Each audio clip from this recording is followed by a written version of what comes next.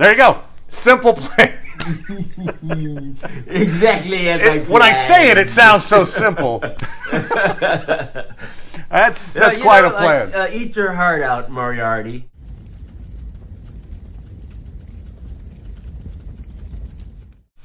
Hey, Internet.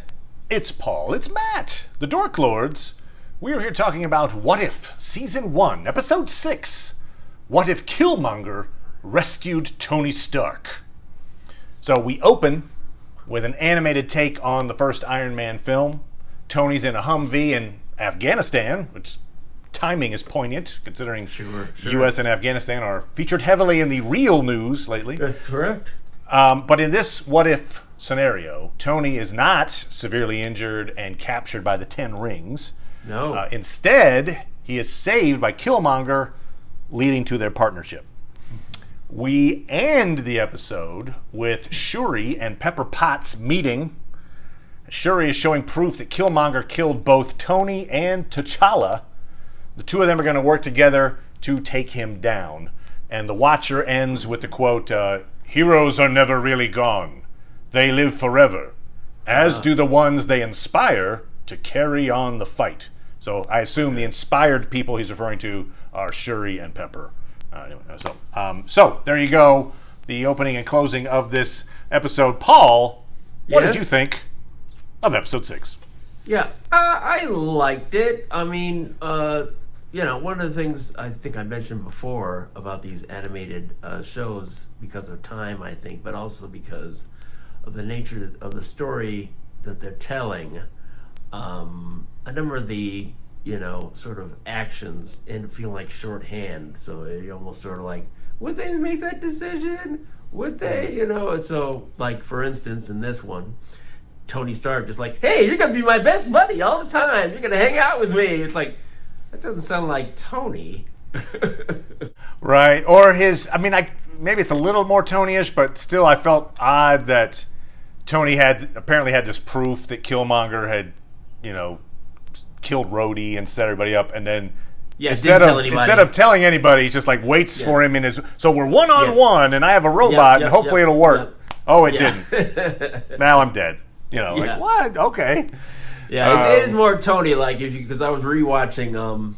Faith in his robots. Yeah, he probably. Right. I was rewatching the original Iron Man, where it's like, oh yeah, let's try to get out of the stratosphere and create a record, and it's like, oh crap, I'm not covered in ice and plummeting to my death. Well, this will all work out. Right. What's your plan of attack? I have a plan. Attack. Yeah, whatever. But sometimes we have to run before we can walk. He says before he takes off.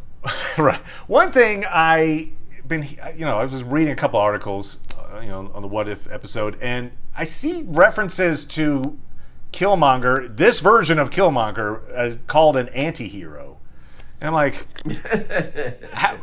only in the way that a villain is anti-hero. Like this guy's a straight up villain. I don't know how you could possibly spin it that like, no, he's actually just doing the right thing, but he's misguided. Or I'm like, no, this guy's murdering people left and right. And yes, he is murdering people left and right. But the things he didn't speak about it in this movie as much as in this episode as much as he did in the movies, in a way, in terms of all the imperialism that occurs. By society and all that. There is more of an argument to be made about anti-hero status for the movie version. I would agree, although I'd still call that one a villain. Yeah, presumably he has the same sort of world-dominating, like, let's bring our technology to other black people over the world. Gotcha. Presumably he has that same sort of goal, so you could look at that, I guess, as an anti-hero. But it's interesting.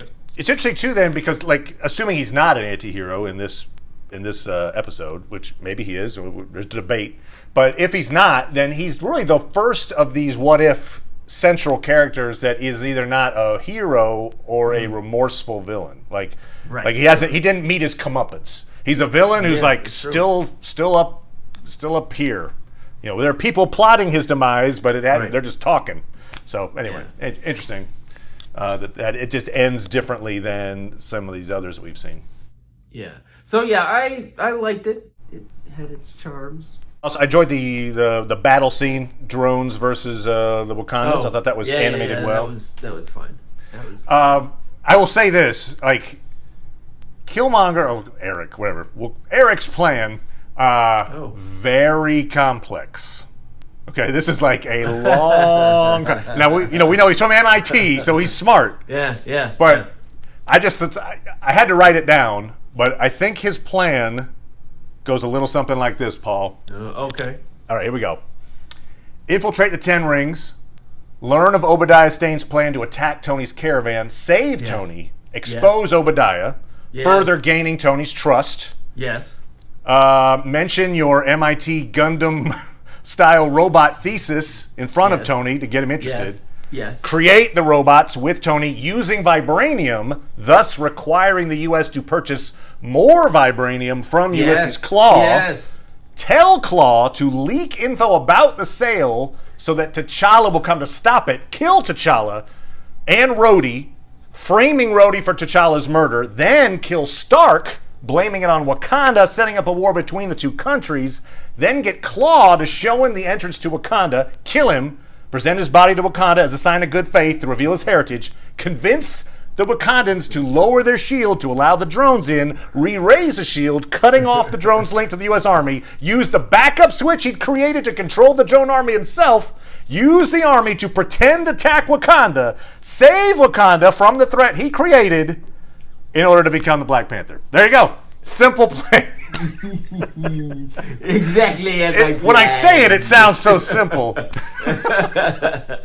That's quite a plan. Like, eat your heart out, Moriarty. That's right. That's right. Now, it does seem there's a lot of ways that plan could have gone wrong, but no, Killmonger apparently also hired some writers, make sure the scheme paid off on the page. Anyway, so exactly, Moriarty plus is this guy. That's what the Watcher was doing all that time. I wonder if this one's going to make it all the way through. It's like, it's like, I'll be a son of a bitch. It worked. Robot. No, it won't. It worked. Son of a what? Yeah, I mean, maybe this is the reality that requires the Watcher's interference eventually. Who knows? Yeah. Oh my God, it all went wrong. Whoa. Hey. I really thought that Siri and Pepper were going to finish you off because this is just nuts. This is nuts. I mean, the other part of this episode, other than the rise of Killmonger, is in some ways the fall of Tony. Yeah. Not necessarily, but it's as, not a fall, but he never becomes a hero. It's like he dies like in every episode that he's appeared in. That's true. He hasn't lived in a single timeline.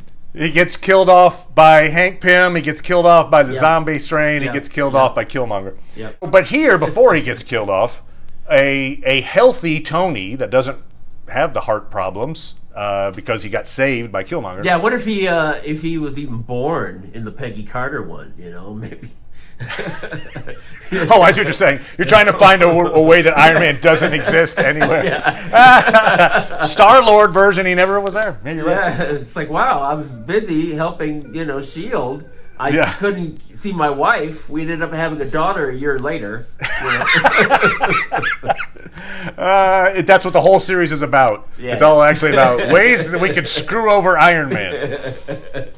So here, he's healthy and he wasn't captured. So he never builds a miniature arc reactor. He makes a joke about it, which I thought was funny. Yep. That's dumb. And because he didn't have this harrowing experience in Afghanistan, he never commits to peace. No. And so he's just like, let's build more bombs and blah, blah, blah, blah. Hence, there is no Iron Man. Yeah. So, interesting, the ebb and flow there of our villain and hero. Like, whoop. Sure, yeah.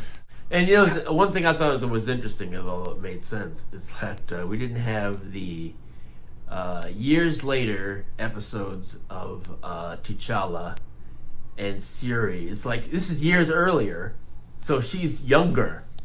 Yeah, right. She's a kid, and then also T'Chaka's still alive because he hasn't been assassinated yet. That was an interesting scene. After T'Challa's killed off, and then when Killmonger becomes Black Panther, and then he meets T'Challa in the spirit world. I thought that was an interesting choice there. Like, oh, nice, yeah, and gets warned. This stuff never comes around, goes around. Yeah. Get ready. And so he doesn't meet his comeuppance here. I would have been fine with, if T'Challa like tried to choke him. Like, yeah, like somehow we learned that you... Like, right. Yeah, somehow, it was just like a thing where we just assumed they couldn't actually physically manifest, but like, oh no, actually, you'll never leave this spirit world alive. All the previous Black Panthers could have joined in and kicked his butt. Well, he does say like you'll meet whatever repercussions in this on this plane or another plane or something like that, which kind of to me suggested. Oh, first of all, there's a multiverse, so that's the thing. But the fact that when he eventually comes to the spirit world, like, get ready to be exiled. Like you're not gonna be able to hang out on the tree with everyone else. You're gonna maybe that apartment that he saw in the movie. Oh, right, good point. Yeah. In one of the trailers, there's an image of Shuri and Pepper Potts and some Dora Milaje, I think, fighting or something. Yes. And so that suggests that there is a conclusion to this story. Do we? I mean, I think that's the case. I don't know exactly how they're doing this, but I think generally speaking, and we talked about this last week, and I think you were right. I think looks more this way than maybe even last week. But there's 3 episodes left this season. So we know we still have to meet Party Thor. Right. So that's probably maybe the next episode. We still have to meet Gamora because she's been in a couple of trailers. Yeah. So I think there's Party Thor is the central character of maybe episode 7. Gamora is the central character of episode 8. And then episode 9 seems to feature this big, perhaps multiversal problem that Ultron creates. There's a bunch of Ultron robots, and we see different folks like Captain Carter and Star-Lord like fighting them. So I'm getting the idea that maybe we meet our 8 different realities that the Watcher's going to pull from. He's going to realize, Ultron's done something to destroy the multiverse. I need these particular, whether it's one person from each reality or not, I don't know, but people from these different 8 realities to come together to fight. It's funny. I'm looking through the next 3 episodes in IMDb. And the 7th episode, the next episode, they're like, you know what this is about? Be the first to add the plot. Says the same thing there to the episode 8, even though they have images, like we see the Grand Master in this image that they have for the 8th episode. But for the 9th episode, in an alternate timeline, Vision becomes an all-powerful android known as Infinite Ultron when merged with rival android Ultron. Now it's up to the newly formed Guardians of the Multiverse to put an end to his reign before it's too late. Whoa! We don't want to spoil episode 7 and 8, but 9... 9's fine. So, I mean, not just, we don't know if that's true or not, but boy, okay. That sounds like similar to what we've been hearing, at least, or seeing in the trailers. Yeah, and they've got an image of Shuri and Pepper Potts in there. Oh, so in other words, there'll be like maybe multiple fights through these realities, maybe? Who knows? I don't know. I know this is speculation town. Yeah. Maybe some, some trickster, some prankster put it. They do that. Yeah. I'll say this too, though. Also in the trailer, when we see our multiversal champions fighting off Ultron robots, it looks like the Watcher is participating. Like there's a shot where the Watcher like moves his hand and like you see something coming out of his hand, like he's projecting something. So anyway, that seems to be the way it's going. I'm wondering, I was trying to think like the characters from each of these episodes that would come out. Some of them seem obvious, and then the episode where it's not obvious to me is the Hank Pym kills everybody episode. I think there's three options there. One would be Loki, because Loki kind of helps take down Hank. I guess maybe 4. Maybe Hank's an option. He's not dead, but that seems a little weird, but maybe. Yeah, very weird. I think the most likely character, like if you were just to say like, what was the central character of that episode, I think it was Nick Fury. Yeah. I think, so that would be the character that I would think you would pluck out of there. Sure. But then also perhaps Captain Marvel, although that seems a bit of a cheat, just because Captain Marvel is only there for a few seconds at the very end, but maybe that's why they put her in there. I mean, otherwise you've got like Doctor Strange, Captain Carter, Star-Lord, T'Challa, probably Peter Parker from the zombie episode. Anyway, Party Thor, Gamora, and probably Killmonger. I get, right? I mean, I think he's probably going to be Black Panther. Apparently they're showing his image, in a sort of standalone way in these promotional pictures. So maybe what happens is Shuri and Pepper Potts defeat him, and as he's sitting there feeling dejected, Watcher comes along and like, hey, you're not doing anything right now. Want to come along and save the That's true. universe? You want to better, whatever, atone for your actions? You want a chance to take over a different universe? Yeah, good point. Yeah, how does he spin it with all these different folks? So anyway, I am interested to see how this resolves itself, because I think it is going to resolve itself in this big, all of our episodes come together kind of thing. Sure. But here, Killmonger, name well earned. He kills. Yes. He kills Tony, Yes. T'Challa, Rhodey, Claw, various anonymous soldiers.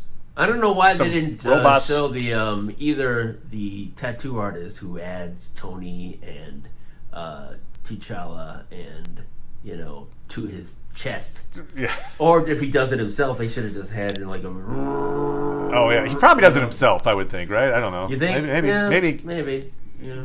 Because he travels a lot. I don't know. You'd be like, oh, I got to get back to my guy. I don't know. Yeah, I don't know. I don't think I noticed whether it's on his back. That'd be hard. He'd be like. Oh, good point. Good point. I can't read. You need a mirror. Yeah. I need Start Tech just to get. Yeah, that's what Dumb E could do. Oh, right. Which Dumb E definitely figured it out. He took the gun from Killmonger. Tony's like, oh, you. There was a lot of foreshadowing there where it's like he was pointing the gun at Tony. Yes. There was another bit where people were commenting like, oh, that guy's going to kill you or whatever. Oh. And he beat Jarvis off camera. Oh, he just wiped him. It's like there must be a button or something. Erase Jarvis, and he was just like, yes. Boop. He defeated Ultron, but maybe Ultron should have been getting advice from Killmonger. Tony's gonna beat you unless you do these things. That's right. Jarvis, please inform me. Ultron, this battling Tony thing is stupid. Become friends with him, and then once he discovers you're dangerous, then you get him in a room. Easy to kill him because he's not going to tell anybody. Something was a little interesting. Actually, I didn't think about it till we just started talking here. But Killmonger kills Tony with the spear. Yes. And then later he uses a spear to kill one of the Stark robots, but stabs it into what would be the heart. It's like Stark Industries. Yes. Interesting that he didn't kill Tony through the heart. That might have been he doesn't just jab him here. He kind of gets him up in the shoulder, which I wasn't even sure how that was going to kill him necessarily. But it's not. Just the metaphor of killing Tony through his heart. Of course, that would be, But they kind of maybe it was that's a little too. I don't know. Was that too grim? I don't know. Just too gruesome, too gory. Because they've done a lot of gruesome things ish. They have, It's in terms of where he got, it's like, oh, that's gonna kill me. It's like, really, that's gonna kill him? Yeah, I know. It was up here. It was like, okay, That's the you usual pinned thing about this universe is Tony. Maybe all of them have their hearts right there up in their shoulder. Oh, that's a good point. That's a good point. In this reality, our hearts, our shoulder blades are in our chest. But anyway, it was that's interesting. They wanted to do that symbolism, kill him through the heart, but they did it with the robot instead of actually with Tony. But anyway. And now we've got this big, a global war about to break out. Yeah, basically, or it already has, I suppose. Sure. But the U.S. Thunderbolt Ross seems very confident about are we going to commit all these bombs to a country that nobody even knows? He's like, we won't even need to know. Yeah. It's fine. Well, that's the other thing that I took over is sort of I guess in terms of the story, you really want to make it go. But it's we'll just take command of everything that Tony owned. Right. It's chink, chink, okay. They threw out a thing of Patriot Act. So it's yeah, there you go. Rest in peace, Rhodey. Yes. That was a sad moment. Yeah. And if it was Terrence Howard, maybe he would have won. It was supposed to be the Terrence Howard Rhodey, because that's at this time in Iron Man 1. Yeah. They switched him out. It was Don Cheadle. Yeah. That's why he died. Yeah. That's why he died. But a lot of folks also came back to do their voices again, which was cool. Yes. Including Don Cheadle, which was nice. Looking forward to seeing, I guess, Party Thor. We'll see his involvement in this thing coming up next time. So come on back for that. Thank you, everybody. Thank you, Paul, as always. And we'll see you guys next time. Bye, everybody. Bye.